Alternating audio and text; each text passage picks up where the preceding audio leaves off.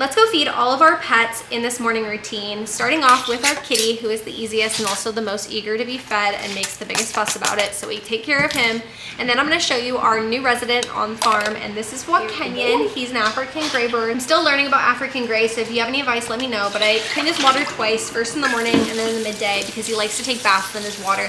The goal is ultimately to be able to get him into the shower, but for now, he does this.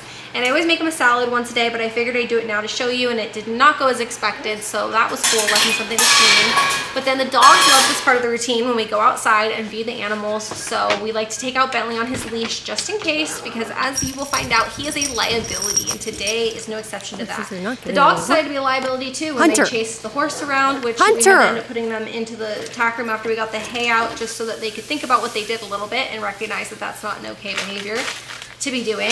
But we let them rough it out for a second while we were getting the hay taken out and get the horses settled. We always get the horses settled before we let the dogs out so that we don't have any mishaps. Our dogs are okay-ish around the horses, I would say. Bentley is the best, but he's also been kicked, and we've taken him to the vet because he's been kicked. So I like to be cautious when it comes to that kind of stuff. And after that mishap, I checked baby's legs, but I usually will check all the horses and give them a pet in the morning and at night when I feed them, because it's an easy time to just give them some love and check them out, make sure they're okay.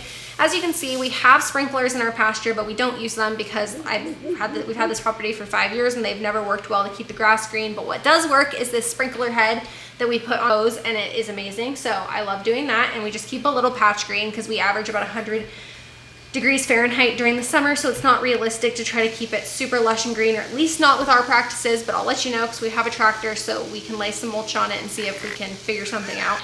It's especially hard to keep the grass green and luscious when we have chickens who free range and eat it. All the animals share all the food, and this is why baby wants so badly to share the chicken's food that goes in the coop, but obviously that is not kosher, so I try to make sure I keep her out of there. But we do give them grain after everybody settles and we get the dogs out to get their energy out. I like to soak it because it does have alfalfa pellets in it, especially for our senior girl mama. She needs it nice and mushy for her tummy. Side note, I also love these buckets that hang on the side of the fence. They work amazingly. And I go feed the goats last because they're the least needy of the group, and they love getting their morning breakfast, but they're not in a huge rush to eat it, and they just kind of munch and lounge around. Very simple. As you can see, Bentley came back from an excursion because he decided to escape today, so that was fun. And we keep their breakfast pretty simple. We give them as much human food as we can, but we also have a kibble because it's good for their digestion. And trust me, if you feed them all human food all the time, they will have the poops, and you don't want them to have that in the middle of the night. We sprinkle on top of it diatomaceous earth. It's great for flea and tick prevention, and also good for worms. Just for the plot, we did end up feeding them out in the pasture so you guys could see them all eating together. Hope you guys enjoyed this video.